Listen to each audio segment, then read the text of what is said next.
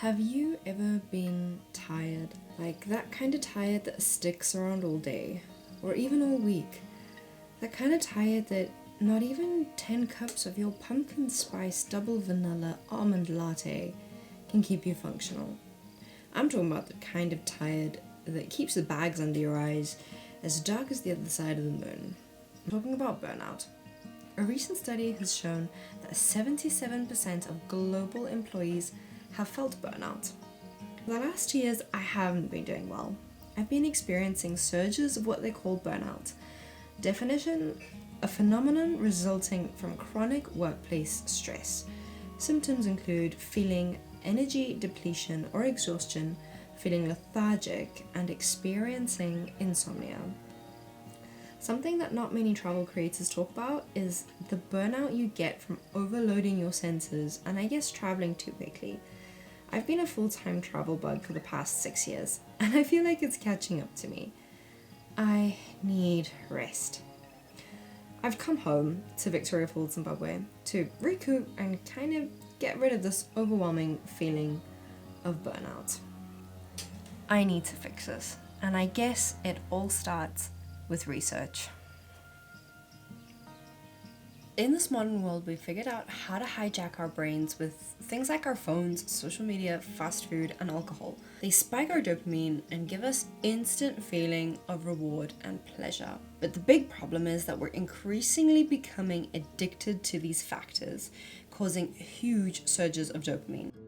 Let's create a quick 3-step formula to overcoming burnout, of which step 1 would be understanding dopamine, oxytocin, and serotonin. Dopamine seems to be one of the biggest problems when it comes to burnout.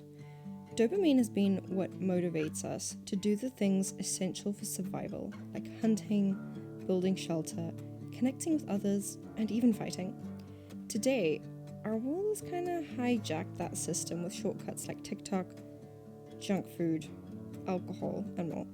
This creates challenges with our dopamine system, especially our baseline levels, which lead to burnout. There is this principle called the law of dopamine that states taking action immediately after waking up sets a strong foundation for your day. Movement and effort, even when it feels hard, generate dopamine.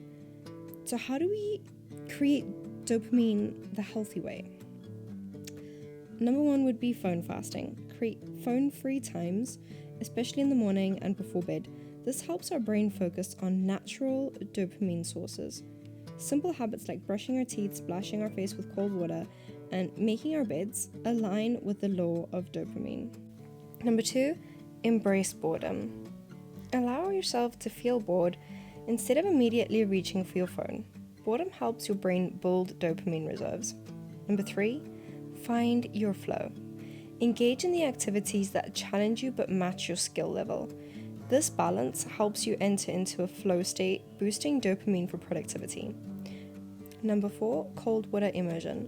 Cold showers or ice plunges activate reward pathways after initial discomfort. Start with 30 seconds of cold water at the end of your shower.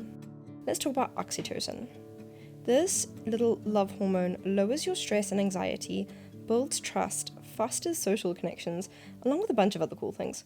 People with burnout have very low levels of oxytocin, and a major factor is that oxytocin can also strengthen bad memories, and then it increases stress and anxiety when your levels are off.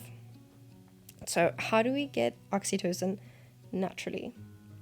Physical touch, hugs, and laughter with friends, cuddles with your partner, and sometimes just a good neck massage can do the trick. Healthy habits like getting enough sleep, exercise, cooking a meal, and a balanced diet. When experiencing burnout, our low levels of serotonin show up as mood disorders, stress, and depression. Serotonin to dopamine ratios are important because if your ratio of serotonin is higher than dopamine, this may lead to feelings of tiredness and lethargy. If it's lower, it'll increase performance and motivation. So how do we get serotonin naturally?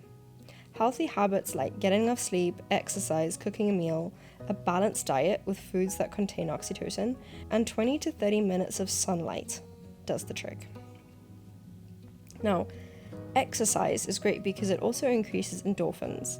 And when we have a lack of these endorphins, we feel an inability to cope and deal with stress, which results in anxiety and panic and lead to even more burnout. Now, I get it. This is a lot of information, and the reason I put it all here is because I need to heal, and I want to do it as naturally as possible. I don't want to have to rely on medication, and so I've formulated a plan for the next month so that I can finally feel better and healthier and do it in a natural way.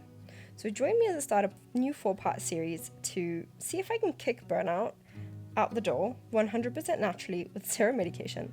I'm going to try this for a month so that you don't have to. Whether this works or not, you can learn from me. Here is my weekly plan that I'm going to follow. In a week, I need to do a phone fast, create phone-free times, especially in the morning and before bed. I'm going to exercise at least 4 times. I'm going to get enough sleep, 7 to 8 hours, and I'm going to turn my shower cold for at least 30 seconds to 1 minute.